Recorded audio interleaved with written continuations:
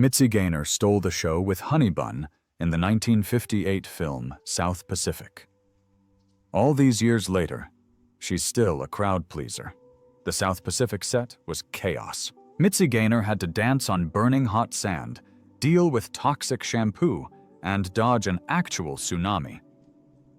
But that's not even the wildest part.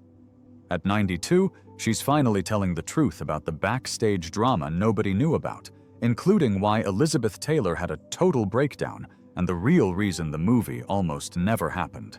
Today, she's revealing everything they tried to hide. Mitzi Gaynor was born in Chicago on September 4, 1931. Her real name was Francesca Marlene de Chagny von Gerber, a name as grand as her Hungarian heritage. Her father was a musician, her mother a dancer. With parents like that, it was no surprise she was drawn to the stage. She was an only child, growing up in a home filled with music, rhythm, and ambition.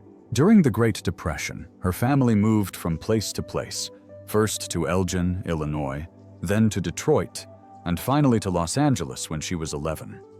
That last move changed everything. LA wasn't just another city. It was the heart of the entertainment industry. If you wanted to make it big, this was where you had to be. Her birth name, though rich in history, wasn't quite fit for Hollywood. When she started getting noticed, 20th Century Fox suggested she change it. Francesca Marlene de Chagny von Gerber was too long, too complicated. They wanted something catchy, something easy to remember, and so she became Mitzi Gaynor. Even before Hollywood came calling, she was already making waves. At 11, she started ballet training, not as a hobby, not as something to do after school. She was serious about it. By 13, she was already stepping onto professional stages. She wanted a role in the Los Angeles Civic Light Opera Company so badly that she lied about her age, claiming to be 16. It worked. She landed a part in Song Without Words, proving she wasn't just talented, she was determined. That was only the beginning. Soon, she was performing in Roberta, the Fortune Teller, and Naughty Marietta. These weren't just performances. They were lessons. She learned how to hold an audience's attention, how to move with confidence, how to blend singing and dancing effortlessly. Every show made her stronger, sharper, and more ready for what was ahead. Her first time on stage, though, wasn't quite as graceful. She was 7 years old, performing at a dance recital. Everything had been rehearsed, every step memorized. But there was one thing she forgot: to use the bathroom before going on stage. Halfway through her routine, under the bright lights, disaster struck. Right there, in front of the whole audience, she had an accident. Most kids would have run off and never looked back. Mitzi ran off too, but she didn't stay backstage for long. She wiped her tears, put on some lipstick, because even at 7, she knew a little bit of confidence could go a long way, and asked if she could go back on. The audience cheered, not just for her performance, but for her bravery. That night, she learned something important. Mistakes don't matter as much as how you handle them. At 9 years old, she sat in a theater and watched Carmen Miranda perform. The music, the colors, the energy, everything about it was larger than life. Mitzi sat there, completely mesmerized. She didn't just want to be in the audience. She wanted to be the one on stage, the one people couldn't take their eyes off of. That night, something inside her clicked. She wasn't just going to dance or sing. She was going to be a star. By the time Mitzi Gaynor was 13, she was already performing with the Los Angeles Civic Light Opera Company. Her role in Naughty Marietta caught the eye of a 20th Century Fox talent scout, leading to an audition that changed her life. At just 17, she signed a 7-year contract, stepping into the world of Hollywood's golden age. The studio loved her energy, her dancing, and the way she lit up a room. But they felt her name, Francesca Gerber, didn't have the sparkle of a true Hollywood star. They wanted something catchy, something audiences would remember. Mitzi was already a nickname she used, and Gaynor had a familiar ring to it, bringing to mind silent film star Janet Gaynor. It was a name that felt glamorous, yet approachable. With that, Mitzi Gaynor was born, and soon her name was appearing on theater marquees across the country. Her first film role came in My Blue Heaven, 1950, a musical starring Betty Grable and Dan Daly.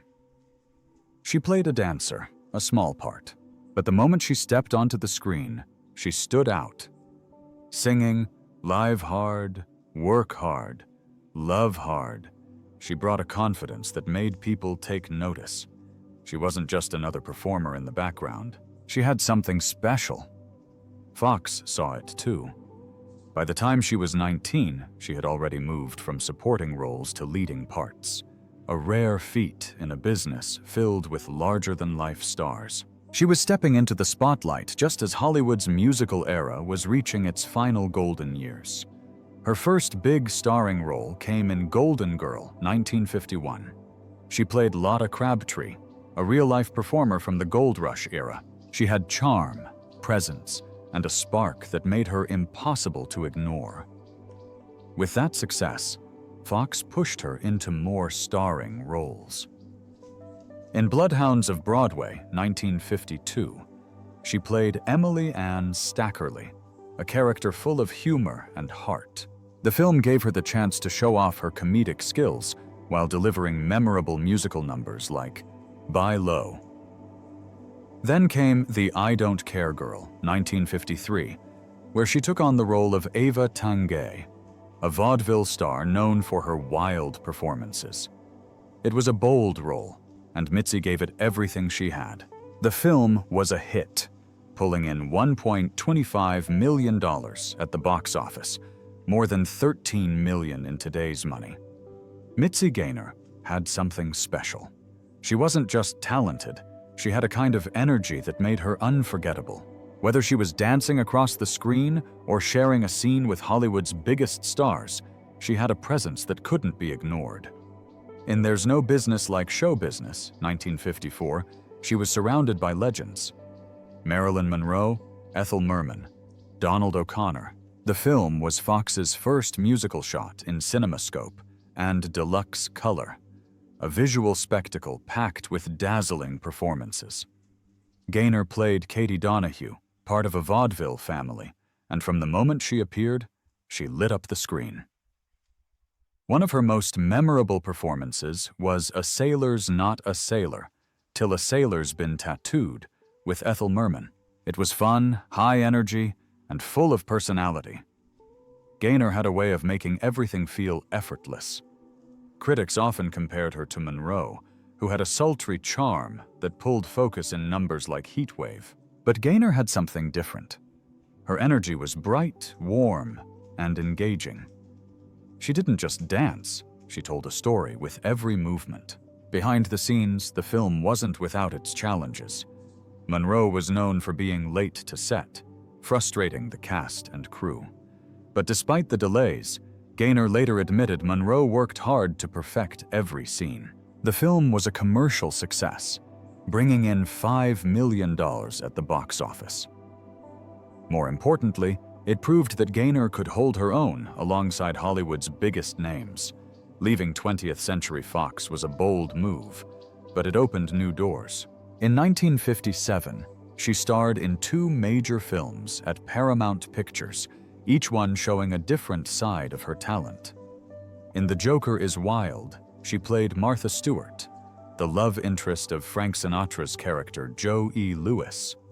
The film told the true story of a nightclub singer-turned-comedian whose life was filled with heartbreak. Sinatra gave one of his most emotional performances, and Gaynor brought warmth to their scenes together. Their chemistry felt real, making the film's most heartfelt moments even stronger. The soundtrack included the Oscar-winning song All the Way, adding to the film's lasting impact. That same year, she took on a lighter role in Les Girls, Gene Kelly's final MGM musical.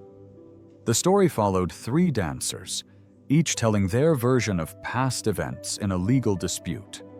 Gaynor played Joy Henderson, a role that allowed her to mix comedy and dance with Kelly himself. One of their standout moments was a playful biker-themed number, an unexpected scene that showed her ability to keep up with Kelly's sharp timing and choreography. Hollywood in the 1950s was a place where competition for big roles was intense. But few casting battles were as fierce as the search for the perfect Nellie Forbush in the film adaptation of South Pacific. On Broadway, Mary Martin had made the role unforgettable. She won a Tony Award for her performance and set a standard that seemed impossible to match. But by the time Hollywood was ready to bring the musical to the big screen, Martin was in her 40s. The studio felt she was too old to play a young Navy nurse, so the search for a new Nellie began. Some of the biggest stars of the era wanted the role.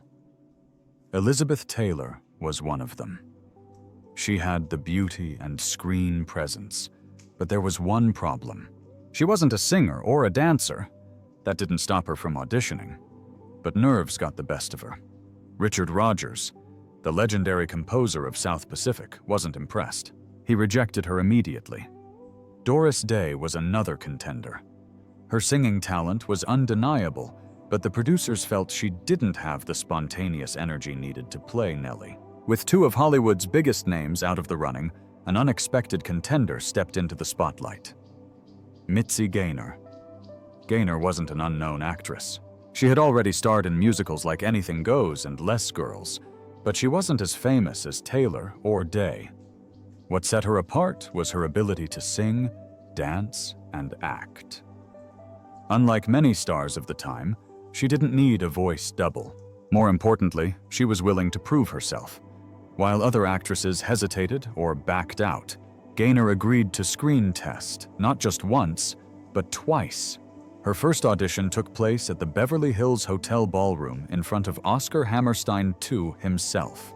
She performed Honey Bun and a cockeyed optimist with charm and confidence, capturing exactly what made Nellie such a lovable character.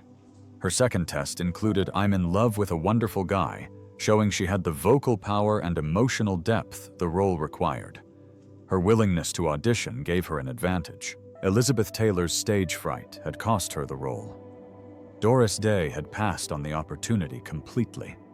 Gaynor, on the other hand, treated each audition as a chance to prove she was the right choice. The producers saw her dedication and cast her as Nellie. But even after she won the role, one person still wasn't convinced. Richard Rodgers. He had strict standards when it came to casting his musicals. He knew Gaynor was a strong dancer and actress, but he wasn't sure her voice was good enough. That doubt didn't last long. As soon as rehearsals began, Gaynor proved him wrong. She spent hours perfecting her songs, working closely with director Joshua Logan to bring Nellie's personality to life. When she performed I'm Gonna Wash That Man Right Out of My Hair, Rodgers finally saw what the others had seen all along. She wasn't just playing the part. She was Nellie Forbush. Filming in Kauai, Hawaii was tough, but Gaynor was completely committed. Unlike many stars of the era, she insisted on singing all her own songs, which was rare for Hollywood musicals at the time. Her chemistry with Rossano Brazzi, who played Emile de Bec, only grew stronger as filming went on. Their romance felt natural on screen because it was built on real effort behind the scenes. Taking over a role that Mary Martin had made legendary was no small task. Many believed no one could live up to her Broadway performance. But instead of trying to imitate Martin, Gaynor made the role her own. She brought a fresh energy to Nellie. Playful, warm, and full of life. When South Pacific hit theaters in 1958, audiences loved her. The film became one of the biggest hits of the year, and Gaynor's performance won widespread praise. Even Richard Rodgers, who had doubted her at first, admitted that casting Gaynor was the right decision. Filming South Pacific on Kauai in 1957 was supposed to be a dream. The island had lush mountains, golden beaches, and the perfect tropical backdrop. But the production quickly turned into a logistical nightmare. The weather was unpredictable. One minute, the sky was clear. The next, a sudden rainstorm rolled in, forcing the crew to stop filming. Kauai is one of the wettest places on Earth, and that created a serious problem for continuity.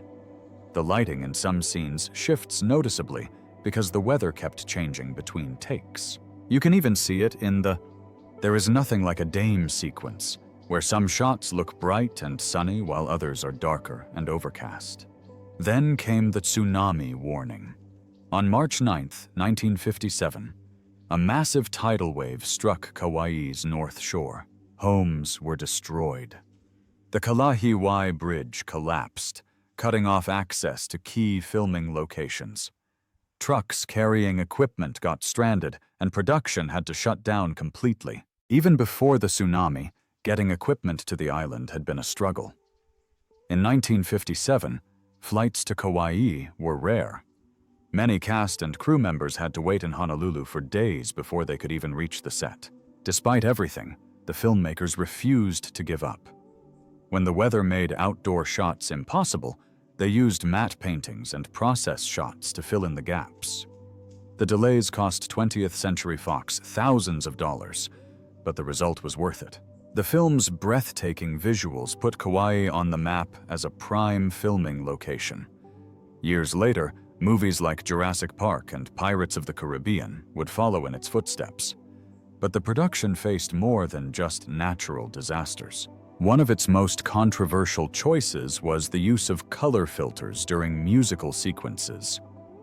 Director Joshua Logan wanted to recreate the stage production's dramatic lighting, so cinematographer Leon Shamroy placed bold color filters directly onto the camera lens. During Bali High, a deep magenta filter made the scene feel almost dreamlike. Other numbers, like Some Enchanted Evening, were bathed in golden or slate green hues to heighten the romance. Audiences were divided. Rogers and Hammerstein disliked the effect, saying it distracted from the music. Some viewers found it overwhelming, even mistaking it for a technical glitch in theaters. The filters also made some scenes look murky instead of magical. Logan defended his decision, saying the filters helped mask cloudy skies and kept the visuals consistent. Whether it was a bold artistic choice or an unnecessary distraction is still debated today. But love it or hate it, the film wouldn't be the same without it. For Mitzi Gaynor, South Pacific brought an entirely different challenge. She was known for her dancing in musicals like There's No Business Like Show Business, but this role didn't give her much room to show off her skills. Playing Nellie Forbush meant more singing and acting, with only a few dance sequences. The film's choreography focused on group numbers instead of solos, which frustrated her at times. Even simple movements became difficult. Shooting on Kauai's beaches, especially Lumahai Beach, meant dealing with uneven sand and scattered rocks.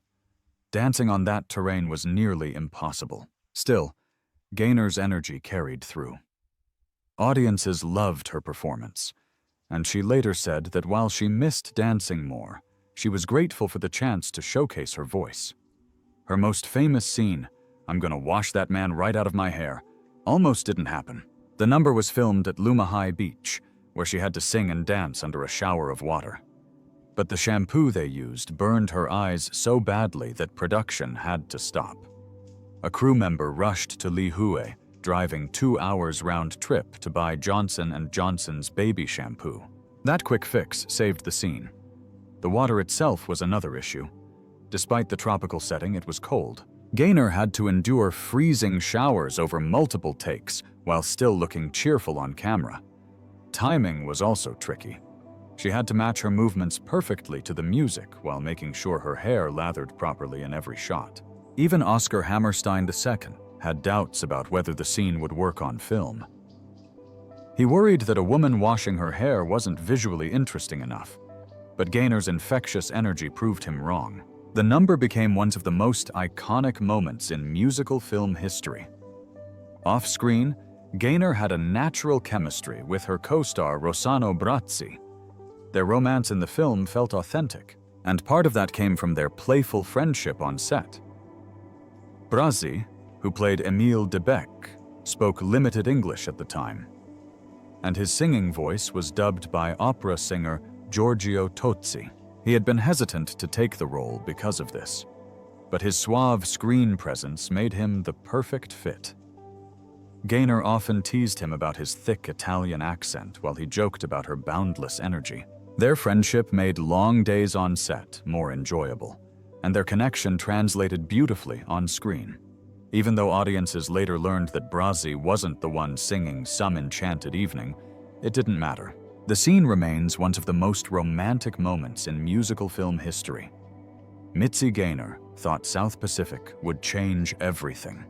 The 1958 film was a huge success, earning over $36 million worldwide. She was nominated for a Golden Globe and was the only lead actor in the film to sing her own songs. Instead of opening doors, South Pacific became one of her last major films. After the movie's release, she starred in only 3 more films, none of them musicals: Happy Anniversary in 1959, Surprise Package in 1960, and For Love or Money in 1963. Looking back, she admitted she was better suited for live performances than the big screen. Hollywood might not have given her the roles she wanted, but she wasn't about to disappear. Instead, she found a new stage. Television in the 1960s was booming, and variety shows were everywhere. Gaynor became a regular, bringing her mix of singing, dancing, and comedy to millions of homes. She was a true entertainer, and audiences loved her. One of her biggest moments came on February 16, 1964. That night, she headlined The Ed Sullivan Show during the Beatles' second U.S. appearance. More than 70 million people were watching, but it was Gaynor who had top billing.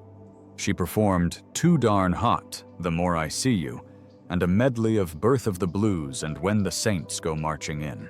Even with Beatlemania sweeping the country, she held the stage. Backstage, she saw firsthand how quickly the industry was shifting. The Beatles were young, fresh, and changing everything. Her own choreographer even mistook Paul McCartney for one of the children on stage because of his boyish face. But Gaynor wasn't intimidated. She adapted. She started hosting her own television specials, mixing music, dance, and humor in a way that felt new and exciting. These shows became hugely popular, earning Emmy nominations and proving she could thrive in any format. Then, she took things even further. By the late 1960s, she had become one of Las Vegas's top entertainers. Her nightclub act was unlike anything else. She performed at the Flamingo and the Riviera, making $45,000 a week. That was an unheard of amount, but Gaynor delivered a show worth every penny. Her performances were dazzling. She worked with legendary designer Bob Mackie, who created stunning costumes that became part of her signature style. Critics called her shows flawless and devastating. Life magazine put it best. She had started at the top and climbed even higher. In 1970, she made history. She became the first woman to win the Las Vegas Governor's Trophy for Star Entertainer of the Year. She had conquered film, television, and now the biggest live stage in America. While Hollywood had moved on from musicals, Gaynor had found new ways to shine. Mitzi Gaynor lit up television in the 1960s and 70s with a series of spectacular specials that turned her into a household name. Over 9 shows, she earned 16 Emmy nominations, proving she was more than just a movie star. She could sing, dance, and entertain like no one else. 2 of these specials stood out as cultural landmarks. Mitzi, a tribute to the American housewife in 1974, was a playful take on domestic life, mixing humor with elaborate musical numbers. Mitzi, What's Hot and What's Not. In 1978, took a fun look at changing trends through music and dance. A huge part of her success came from her partnership with Bob Mackie, a designer who knew how to make a performer shine. Mackie, often called the Sultan of Sequins, created costumes that were as breathtaking as the performances themselves. Their collaboration started in 1966 when he designed her Las Vegas stage show. From that moment on, he became an essential part of her image, crafting hundreds of stunning outfits over the years. His costumes were bold, colorful, and covered in intricate beadwork and sequins that sparkled under the stage lights. Every outfit was designed to move with her, making her dance numbers even more mesmerizing. His work on Mitzi, Roarin' in the 20s in 1976, won him an Emmy. A year later, he created some of his most eye-catching designs for Mitzi, Zings into Spring. Together, they redefined costume design for television, proving that fashion wasn't just about looking good. It could be a part of the performance itself. Even with all her success on television, Gaynor never lost her love for live theater. In 1989, she stepped back onto the stage for a national tour of Anything Goes, playing the lead role of Reno Sweeney. She was almost 60, but her energy never wavered. Some people wondered if she could still handle the demands of a big musical, but she didn't just handle it. She owned it. The tour opened at the Orange County Performing Arts Center on September 12, 1989, before traveling across North America to cities like Seattle, Toronto, and Nashville. The show proved she still had the same star power that made her famous in the first place. Every night, audiences rose to their feet, cheering as she delivered show-stopping performances. This wasn't just a return to the stage. It was a reminder that real talent never fades. One of the most emotional moments of her later career came in 2009, when she returned to Kauai to celebrate the 50th anniversary of South Pacific. She hadn't been back since filming Wrapped in 1958, and the visit brought back a flood of memories. The island had been more than just a filming location. It had become a part of her story. Kauai's lush landscapes had set the scene for some of the film's most iconic moments. Lumahai Beach was where she sang, "I'm gonna wash that man right out of my hair," and Mount Makana stood in for the mystical Bali High. Filming had its challenges. Unpredictable weather caused delays, and at one point, a tidal wave forced the crew to shut down production. But despite the obstacles, the island's beauty made the film unforgettable.